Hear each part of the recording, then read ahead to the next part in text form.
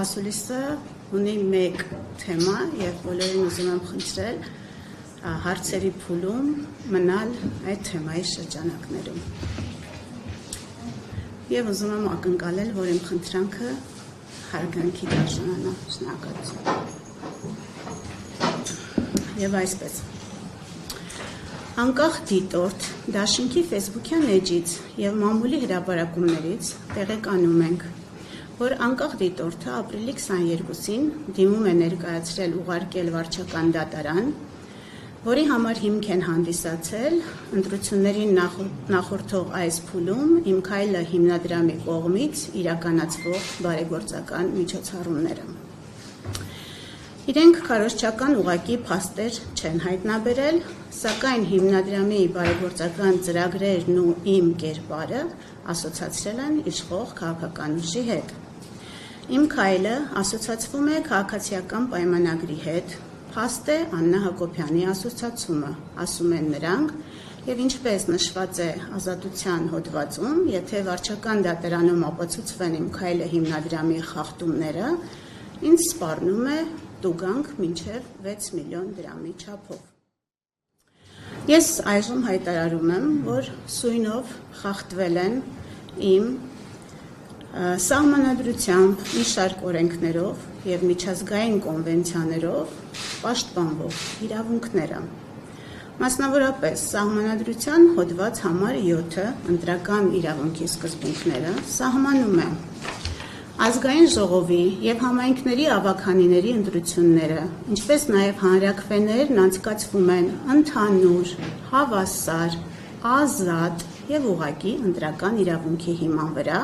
գաղտնի քվեարկությամբ։ Մասնավորապես իմ հանդեպ խախտվել է այս հոդվածը սահմանադրության։ Հայաստանի Հանրապետության ընտրական օրենսգրքի հոդված համար 4-ը ազատ ընտրական իրավունքը սահմանում է ընտրություններն անցկացվում են ընտրական իրավունքի իրականացման, ազատության եւ կամավորության սկզբունքների հիման վրա։ Ոչ ոք իրավունք չունի պարտադրելու ընտրողին քվեարկելու որևէ թեկնածուի կուսակցությունների դաշինքի օգտին կամ դեմ, ինչպես նաև հարկադրելու ընտրողին մասնակցելու կամ չմասնակցելու ընտրություններին։ Խախտվել են մարդու իրավունքների եւ հիմնարար ազատությունների պաշտպանության մասին միջազգային կոնվենցիայի կարգավորումները։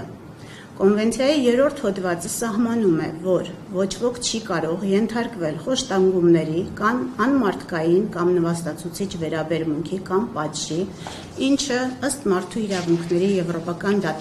դատարանի ձևավորված դատական պրակտիկայի ներառում է նաև հոգեբանական ճնշման, ահաբեկման եւ նվաստացման ձևերը։ Իսկ կոնվենցիայի 10-րդ հոդվածով ամրագրված արտահայտվելու ազատության իրավունքը ենթադրում է, որ անձը չպետք է ենթարկվի ճնշման կամ ազդեցության, որը կարող է սահմանափակել նրա ազատ կամ արտահայտությունը, այդ թվում ընտրական գործընթացների համատեքստում։ Խախտվել են կանանց նկատմամբ խտրականության բոլոր ձևերի վերացման մասին ՄԱԿ-ի կոնվենցիայի համապատասխան դրույթները, որոնք քրեականացնում են ցանկացած հիմքով բռնությունը, ներառյալ նաև հոգեբանական եւ հուզական բռնության ձևերը, որոնք կարող են արտահայտվել սպառնալիքի, հարկադրանքի կամ մանիպուլյացիայի միջոցով եւ դիտարկվում են որպես կանանց նկատմամբ խտրականության դրսեւորում։ Խախտվել է քրեական օրենսգրքի հոդված 210-ը, որը սահմանում է անձի ընտրական կամ հանրաքվեին մասնակցելու իրավունքի ազատ իրականացումը խոչընդոտելը առաջացնում է քրեական պատասխանատվություն։ Հաշվի առնելով վերոնշյալը, խնդրել եմ իմ փաստաբանական թիմին ուսումնասիրություն կատարել նախաձեռնելու հետևյալ երկու գործողությունները։ Դանիել Իոնիսյանի նկատմամբ քրեական գործի հարուցման նպատակով հաղորդման ներկայացման հնարավորությունը 1 եւ երկրորդ անկախ դիտորդ դաշինքի դեմ հայցադիմումի ներկայացման հնարավորությունը իմ քայլը հիմնադրամի գործարար համբավին հեղինակությանը հասցրած վնասները հատուցելու պահանջով։ Բոլորի ուշադրությունը ուզում եմ հրավիրել այն հանգամանքի վրա, որ եթե այժմ իմ անձով պայմանավորված ըստ անկախ դիտորդի հիմնադրամը ասոցացվում է իշխանական ուժի հետ, ուստի ազգային ժողովի ընտրությունների նշանակման մասին հրամանագրի հրապարակումից հետո պետք է կասեցներ իր գործունեությունը, ապա մասնավորապես 2022 թվականի սեպտեմբերին Շիրակում անցկացվող ՏԻՄ ընտրությունների ժամանակաշրջանում Իմ քայլը հիմնադրամի գործադիր տնօրենի պաշտոնը զբաղեցրել է այն ժամանակ քաղաքացիական պայմանագիր կուսակցության վարչության անդամ հանդիսացող Մխիթար Հայրապետյանը։ Այդ ամբողջ ընթացքում Իմ քայլը հիմնադրամը Շիրակում անցկացրել է պատերազմի մասնակիցների մասնագիտական ներուժի բացահայտում ծրագիրը եւ ընդհանրապես Մխիթար Հայրապետյանի Իմ քայլը հիմնադրամի գործադիր տնօրեն լինելու ընթացքում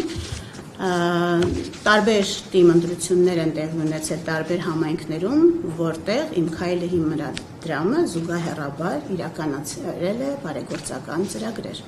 Որևէ ուսումնասիրություն հիմնադրամի կամ նրա պաշտոնատար անձի նկատմամբ քրեական կամ վարչական պատասխանատվություն կիրառելու մասով այդ փուլում չի կատարվել։ Ես այս փաստը ևս դիտարկում եմ որպես օրենսդրությամբ սահմանված կանանց նկատմամբ խտրականության արգելքի խախտում։